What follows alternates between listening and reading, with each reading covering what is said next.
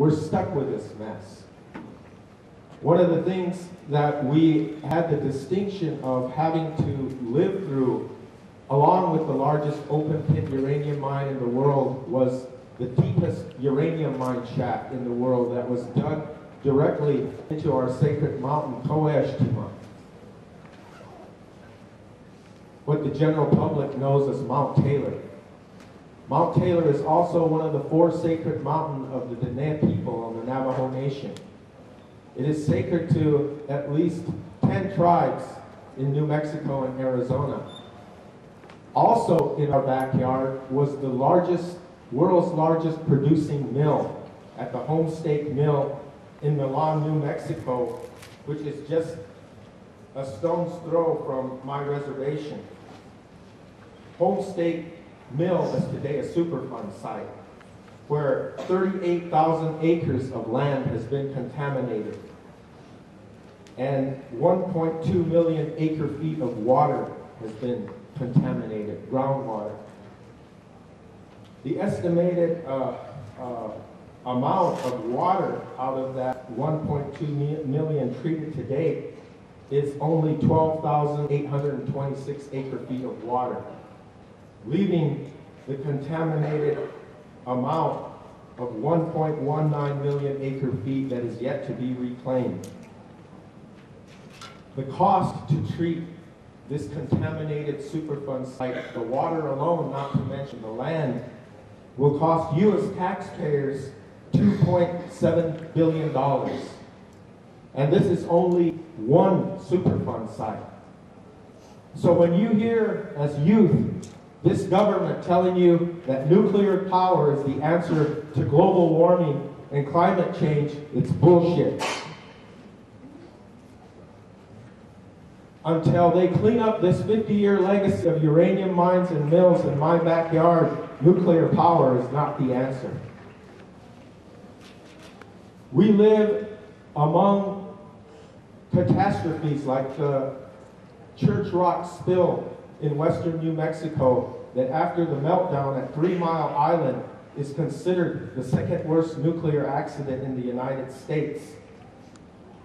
At this spill in 1979, which ironically was 6 months after 3 Mile Island, 1,100 tons of liquid radioactive mill waste and 90 million gallons of liquid nuclear waste was emitted into the Pueblo River. This second worst nuclear accident transported nuclear waste down the Pueblo to the Little Colorado, which joins the Little Colorado near Holbrook, Arizona. The Little Colorado then proceeds northward and joins the Colorado River on the Navajo Nation near the community of Cameron, Arizona. The Arizona Department of Environmental Quality, the state regulating agency in Arizona, and the New Mexico Environmental Division are still monitoring this riverbed 30 years after the spill. If any of you are hydrologists, chemists, aspire to be lawyers, we need you. We need your work. We can put you to work immediately if you come see us in New Mexico. You are the future, you know, sitting in this room. You can decide, you know, whether you're going to continue to be the problem or whether you're going to be the solution. I have been working in this area for over 30 years, but that's just a drop in the bucket to the half-lives of these nuclear contaminants that remain on the land. This problem isn't going to go away with federal governmental subsidies.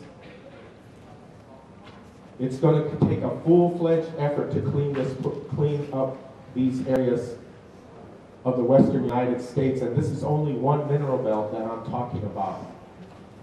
Not even to address the Hanford Nuclear Reservation in Washington State, all the national laboratories from Livermore, California to Oak Ridge in Tennessee have contaminated waste that's beyond capacity.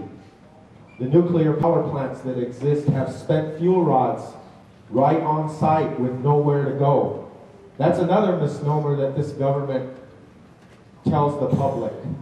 We don't have a permanent repository site in the United States to dump this waste. So how can we put the cart before the horse and say nuclear power is the answer when we can't even dispose of the waste or clean up the existing legacy mines and mills that exist in a majority of time on indigenous people's lands?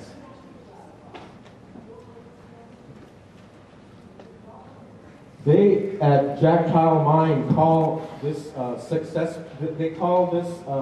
reclamation project successful reclamation, although this is the first time in the United States that a open pit mine of this capacity has been reclaimed, and they call it successful. The covering process is flawed at the Jack Pile Mine. And what we've been doing as watchdogs is tracking this whole process. There you see the mine in its current reclamation state. But the sloping of this reclamation project has resulted in fractures within the reclaimed area, where it's still emitting levels of radiation that exceed the standards. As you can see, the fractures, those of you that are sitting close to the screen, right there by the ore truck movers, you know, it's still a major issue. This mine reclamation was completed in 1996, so 13 years after the fact, we're dealing with these issues. As I stand up here today, again, I ask you as the youth of the future, don't let the question authority.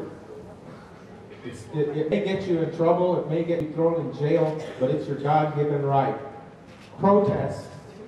Demand change. If any of you aspire to be parents, think about our future generations, our children's children.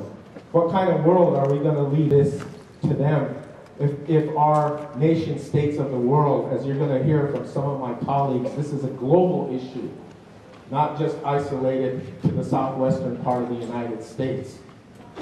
With that, I leave you with the lessons of our traditional elders as they tell us: to destroy the land is to destroy the people.